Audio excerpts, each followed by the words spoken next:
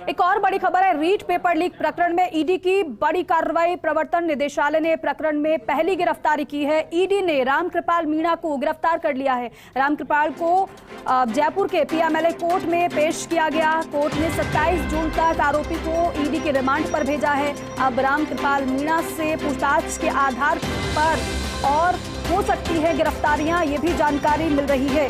ये बेहद महत्वपूर्ण गिरफ्तारी है, बड़ी कार्रवाई ईडी की, क्योंकि ईडी की जब एंट्री हुई थी तमाम तरीके के सवाल भी खड़े हुए थे, लेकिन ये गिरफ्तारी पहली रामकृपाल मीणा की बेहद अहम हो जाती है। शिवेंद्र सिंह परमार मेरे सहयोगी हमारे साथ जुड़ रहे हैं। शिवेंद्र, क्योंकि ईडी की जब एंट्री हुई थी तमाम तरीके के सवाल खड़े हुए थे, अब जिस तरीके से ये पहली गिरफ्तारी हुई है तो जाहिर तौर पर यह मान सकते हैं कि आगे और बड़े खुलासे हो सकते हैं, जिस तरीके का अंदेशा जताया जा रहा था।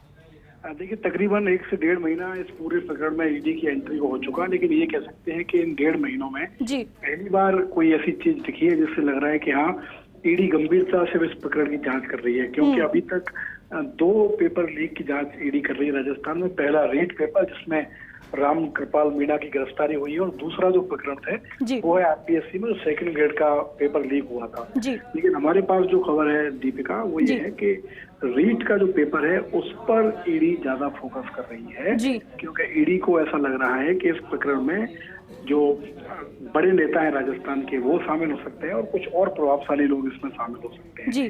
रामकृपाल मीणा, जो कि शुरू से इस प्रकरण में जिसका नाम था रीट में पहला नाम इसका आया था, इसको ईडी ने गिरफ्तार किया है और इनको पेश तो किया है अभी, लेकिन इससे काफी तह में जाकर पूछताछ की है ईडी की टीम ने। और जैसी जानकारी हमें सूत्रों ने दी है वो ये है कि रामकृपाल मीणा से पूछताछ में कई अहम खुलासे हुए हैं, और इन खुलासों के आधार पर हो सकता है कि ईडी की टीम आने वाले दिनों में कुछ और लोगों को गिरफ्तार कर ले। इसके लिए ईडी की टीम एक्सरसाइज कर रही है। लेकिन जैसे जैसे राजस्थान में विधानसभा के चुनाव नजदीक आ रहे हैं, वैसे वैसे ईडी की सक्रियता जिस तरीके से बढ़ रही है, वो ये बता रही है कि ये जो ईडी की कार्रवाई है, इसको लेकर जो पॉलिटिकल आरोप प्रत्यारोप है उनका दौर भी शुरू हुआ।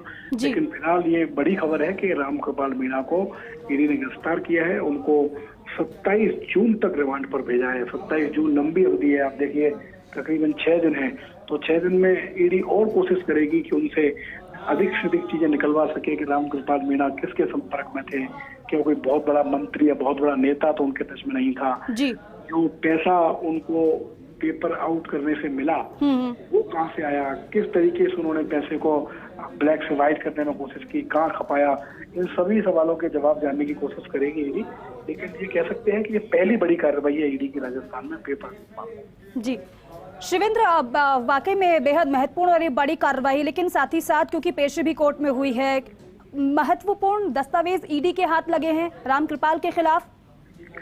दस्तावेज तो जब इनके घर पे छापेमारी हुई थी दीपिका, उस समय ईडी के हाथ लग चुके थे और उन दस्तावेजों के आधार पर ही रामकृपाल मीणा की गिरफ्तारी हुई है। लेकिन क्योंकि जब तक रामकृपाल मीणा की गिरफ्तारी ईडी नहीं कर पा रही थी, तब तक उससे विस्तृत पूछताछ करना, ये पता करना कि किन लोगों का उन पर हाथ है, किन लोगों के बारे में वो जानकारी दे सकता है, वो ईडी के लिए संभव नहीं था।